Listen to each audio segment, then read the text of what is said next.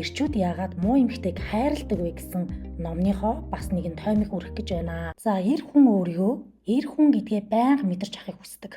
Эр хүн гэдгээ шүү.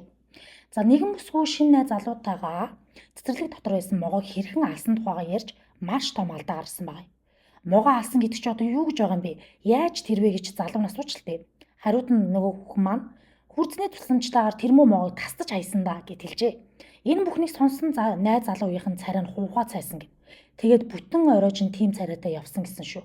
За, тэгэхээр чи тарзан шиг зан гарах тусам залуу чинь сул дорой нэгэн болж хувирна. Залуугийнхаа дэргэд ялаач буал гэж байгаа шүү. Түүнийг хажууд чинь байхад шүү. Машиныхаа дуугч битгий сойл чидэнгийн шилж байсан дэрэгтэн битгий ав. Бид бүхэн мэднэ шүү дээ. Ундааны бөглөөч ямар нэгэн юмны тагийг ч түүгээр л онгойлвол. Чи түүнийг ямар байгаасаа гэж хүсдэг вэ? Энд зөвхөн ээлдэг магтаалын үсэлт тусалдаг. Цэцэг авч өгсөнгүү гэж найз залуудаа бүх үг хай. Энэ мөчөөс эхлээд түүний авч өгсөн ганц цэцэгч бай. Нэг баглаа цэцэгч авсан гэсэн чи амьдралдаа харж байгаа хамгийн гоё цэцэг мэд түүнд ингэж магтаалын үг хэлэх хэрэгтэй.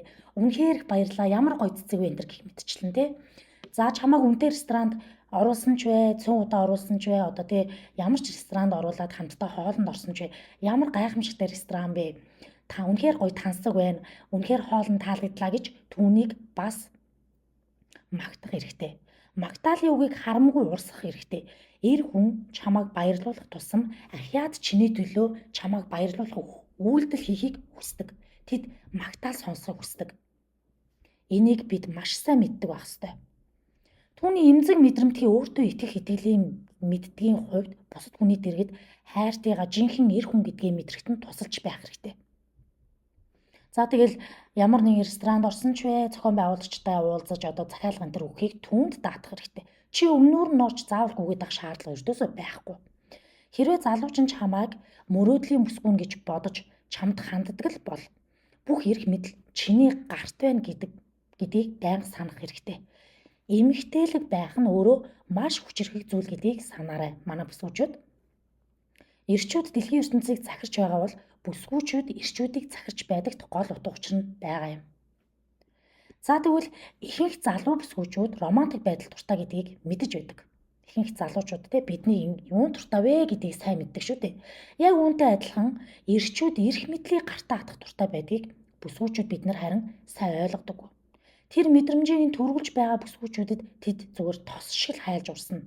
Эрэгтэй эмэгтэй хүмүүсийн харилцаанд эрх мэдлийг олж авахд энэ арга маш чухал байдаг. За, үнэг шиг залтай бүсгүй өөрөө шилдэг тохиролцогч нь болсон байдаг.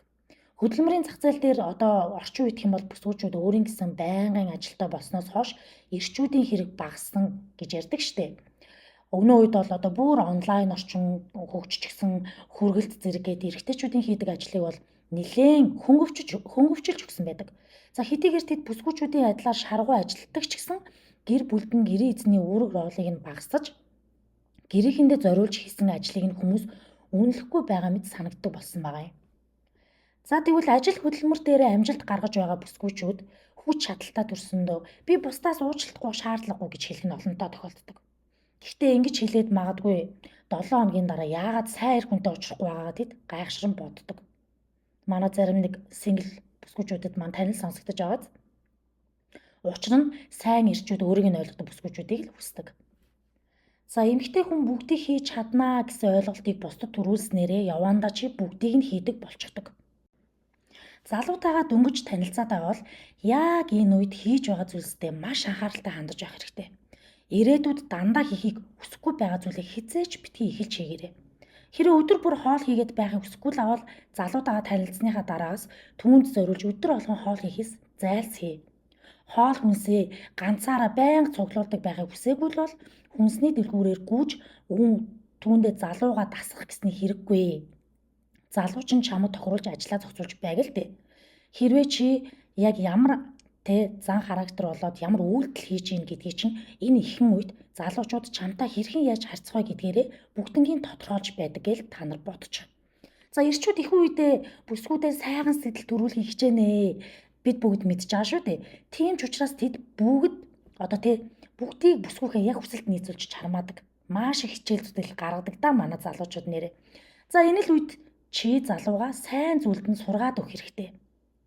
Хэрвээ чи түүнийг хүссэн бүхнийг өмнөр нь барьж гүйгээл байвал залуу чинь тэр байдалдаа дасчихна. Дараа нь чи түүний тэр дадал зуршлыг тийм ч амархан өөрчлөхгүй шүү.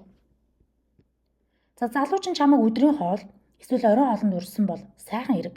Тэгээд тэр чамд зориулж ямар нэг юм худалдаж авах уу гэж асуувал юу хүсэж байгааг заавал хэлээрэй. Хэрвээ залуу чинь танад хүнсний зүйл худалдаж авч өгөхийг хүссэн бол өөрийнхөө хамгийн дуртай амттнаа ч гэсэн заавал түүнд хэлэх хэрэгтэй. Хамгийн гол нь тэр залуугийнхаа мөнгийг үргэх нь тийм ч чухал биш ээ. Хамгийн гол нь тэр чиний хүсэлтийг биелүүлж байгаадаа өөрөө баяртай байдаг. Бас чи өөрийнхөө юу хүсдэг, юунд дуртай вэ гэдгийг түнд мэдрүүлж ядагт оршиж байгаа юм. Залуу чинь өөрийгөө чамд хэрэгтэй нөлөөтэй хүн гэж бодох болно тухай үед. Гэвч яг үнэндээ хамгийн нөлөөтэй хүн чи л байсаар байх болно. За сайн эмэгтэйд бусдаас юм авч сурах нь хамгийн хэцүү зүйл байдаг. За манай сайн эмэгтэйчүүд угаасаа мэдж байгаа үстэй. Бие даан хүнийг одоо ашиглахгүй гэх мэтчлэн тийм үзэл бодолтой хүмүүс зөндөө олон байдаг шүү дээ. Залуу чинь чамд бэлэг өгөхдөө дуртай байвал тэр боломжийг нь түүнд өг. Зүгээр бэлгийг ингээд гоё аав гэж байгаа.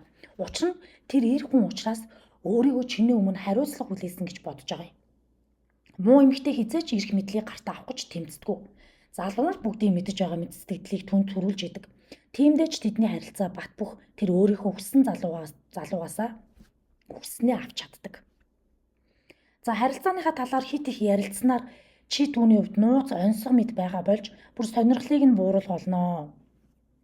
Хэрвээ чи яахаас ч буцахгүй нэгэн биш л бол өөрсдийн харилцааны талаар түүнээс асуугаад байх шаардлагагүй. Чи өөртөө бүрэн дүүрэн итгэлтэй байдаг учраас залуу чинь чамайг 100% өөрийн болгосон гэж хизээч бодож чадахгүй.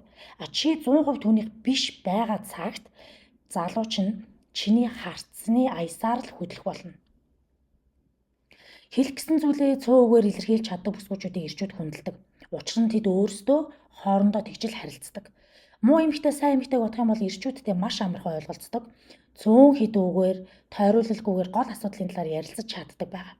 Харин сайн эмэгтэй зүр сэтгэл нь гар дээр нийв илхэн байж байдаг. Учир нь тэрээр сэтгэл доторхоо уудалж ярилцах дуртай. Эр хүн тэрнээс нь юуг сонсдог вэ гэх юм бол юу ч биш. Харин бүсгүйгээс уйдаж эхэлдэг байгаа юм. За тэгээ бас дээрэс нь өмнөх харилцааны тухай түүнд бүү яар. Чи бол суглааны маш том хонжуур тэр залуугийн хувьд тийм байх ёстой. Харин тэр өөрөө чиний өмнөх найз залуугийн тухай асуувал бит хоёр зүгээр л хоёр тишээ олсон юм аа. Бит огт өөр сонирхолтой байсан гэж хариулахад л хангалттай. Өөр илүү дутуу нууршсан үлгэр зохиогоо дагч шаардлага байхгүй. Окей бүсгүүчтэй.